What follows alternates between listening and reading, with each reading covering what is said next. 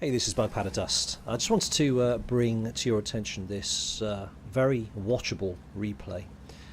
The player is kIkLoRd, and he's in the E100. But what's interesting about this replay? Well, there's a few interesting things. Firstly, he's in the E100. You don't tend to see many of those. And secondly, he's actually got the 128mm gun, the 246 pen 490 damage gun, which the E75 has. Now, most E100 players will actually sport the 150mm gun, mostly I guess because of the alpha damage of 750.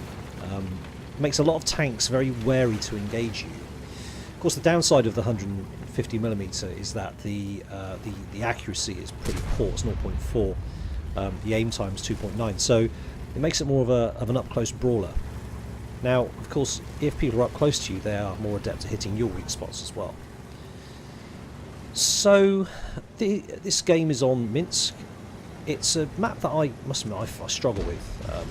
If I don't play a heavy, I struggle to make a difference on this map, and that's absolutely down to me. It's not necessarily the map or anything. So let's get into the action. He spotted a lurver, which took a shot at his side. Wasn't necessarily the cleverest thing to do, but backed up. Also, the other thing I wanted to point out was, look at his ammunition. He's got 14 and 15 premium and HE ammo. Remember that number, 14 and 15. He doesn't fire a single ammunition type other than armor piercing the whole game. Now, that's quite unusual.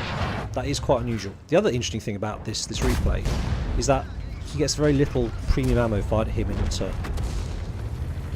So before we get into the action, let me just also bring your attention to he actually has a mission in this game, and his mission is to cause, receive and block a total of 14,000 hit points of damage. So that means he's on the object 260 mission, as you can see at the bottom of the screen. So he's actually done pretty well for himself. The final interesting thing to note about the E100 is that he's actually only played 20 games in this as this video was created, so this is not a bad start. Okay. So he's got a couple of tier 8 tanks facing him. You've got the VK100-01P on the mouse line, quite a tough and capable tank. He's got the lurver, which he spotted earlier. He's got also the tier 10 object 430U, which is not to be taken lightly. Now, he's firing a couple of shots at the lurver. Now the lurver, since it's been buffed, has become a really capable tank, and its upper plate is actually quite tough, as you can see. So a couple of shots, the gun's not super accurate, but they both hit the upper plate. 101P bounces off the upper plate, which is also angled, so as a result that bounces as well. He's still not tempted to go for either armor piercing or high explosive. In this situation, what would I have done? I would have taken this shot, but again it bounces off the upper plate. But what I would have done is I'd have loaded up some high explosive and probably gone after the 101P, which was in a sort of side scraping position. That's not what he does. He moves to the middle, which I think is really ballsy. I probably wouldn't have done that. But then again, I wouldn't have got the same result in this game that he did. So, he's moved up to the middle here, which puts him in a really good hull-down position against the WZ-111. The trouble is, it's exposed his hull side on and his top side on. You can see the WZ hit him on the side there. That's the 132A I'm talking about. Now, he's in a bit of a position here where if he turns his turret to engage these guys, he puts a nice shot through the front of the IS-3. He then exposes the right-hand side of his turret to the people over where the WZ-111 1-4 is, as you can see. So you also hit by 101P, which was firing HE, which probably is not a bad move at a hull down E100 if you're a tier 8, but it only does a very small amount of damage. So he's going to concentrate on WZ-111. WZ bounces him, he hits the WZ, the 111. The Tortoise is moving up now, so he's got 2 tanks now on his right hand side, and he's kind of caught in a crossfire, so he's doing the right thing. He's looking straight ahead, he's reloaded, aims to fire, hits the WZ, and he turns his turret around just in time to bounce the T-44, so he's in a perfect position here to bounce both of these sides that are facing him. Trouble is, as soon as he turns his turret one way, he gets smacked by the Tortoise, but he does land a good hit on the WZ. As soon as he turns his turret to the right to engage the Tortoise or the WZ-111, he gets hit from the left. So this position isn't really sustainable. What I find amazing about it so far is that he's barely getting any premium ammo spam. If you look down bottom left hand corner, He decided not... Oh, is he going to shoot? Nah, he waited too long. He was trying to find a weak spot, waited too long. WZ loads premium and puts one into the side of his turret. He's been quite a pain in the neck. So I think at this point he's decided, right, do you know what, I'm getting out of here. If you look at the left-hand side of his turret, it's got a couple of holes. A hole or two here as well. So he's decided, do you know what, I'm going to get out of here. He's got a wounded commander, but his health kit is on the process of coming back to life. Now I thought what he did here was actually really brave. I probably would have stayed where he was, loaded up some HE, and tried to hit some of these side-scraping targets, because this gun does respectable HE damage. But it would have been against a side-scraping PK, and they're very well armoured, so your HE may not have been so good. So anyway, so he's pushed up to try and pressure the WZ here. Gets in a very good shot. And he's going to pull inside here to get away from the Lurva hitting him from the side. And he's in a perfect position here. Excellent, excellent hull down against the Tortoise now. And he's just basically going to go to work on this Tortoise. There's not a lot the Tortoise can do. He can either stay stock still and aim at the little bar over at the top of the E100, which is a weak spot, or he can move, and that will obviously make his reticle bloom. I think the Tortoise is trying to get around to his side, but honestly, he's absolutely ruined. He doesn't stand a chance. So that's this area cleaned up with the help of the object 430 just behind him. So things are looking better now. He's facing a Lurva at the top there. No, he didn't realise he was going to be there, and so he kind of backs off. Now this Lurva player, I've got to hand it to him. He's made a couple of mistakes earlier, but he's kind of hitting, falling back, hitting, falling back. He's not making many mistakes. He's side scraping. Now, kIkLoRd here, I think he respects the Lurva because the Lurva gun is really good. It hits mostly what it aims at. It's got good pen, decent alpha damage, and it is to be respected, especially if you go for the premium, which nobody seems to be yet. But again, bottom left hand corner, everyone's just firing normal armor piercing at him, which is astonishing. You'll notice though at this point he's now got 5,100 damage, 5,600 damage, and he's bounced 8,000, so he's very comfortably managed to achieve his mission, for his heavy tank mission. So that's really good news for kIkLoRd. So here's the Lurva. Now managed to get the Lurva just before he moves into a side-scraping position with a good shot, and reduces the Lurva now down to a one-shot, 241 hit points. Object 430 is indicating that he's reloading. Now again, if it was me, I probably would have gone for the high explosive here, because that's the best way of dealing with a side-scraping tank. But the Lurva, it looked like he was falling back before he cloaked. So it's probably now's a good time to push him, because he's got quite a long straight here. Object 430 goes left, maybe to try and cut him off. I'm not sure if the building does that. Clearly it doesn't. It doesn't look like that on the map either. So we're going to push up to this corner. Now, he's not a one. So the E100 is not a one-shot, but he doesn't want to take unnecessary damage here, quite rightly. So he basically decides to side straight around the corner just to check what's up here. Because he's now moving into the open space, and you can see basically that once he moves up here, he's now then exposed to potentially the STRV there, which would pick him apart. The very high penetration on that Swedish tank destroyer is nothing to be sniffed at. So he doesn't want to push up too far. Oh, he's found the UDES, which looks like it's AFK. So he takes his time, shoots the UDES. Personally, I probably would have gone for the tracking shot. And again, the Lurva's fallen back and is taking advantage of a double bush. So the Lurva again showing what a good player he is. Let's try and finish off UDES. Where that shot goes is anyone's guess. Quite frankly, that's horrendous. But he can't see anything else, and he needs to take this one out of the game. I've seen, I'm sure we all have, many AFK tanks which suddenly come alive. But also the UDES is spotting him, so it has to be taken out of the game.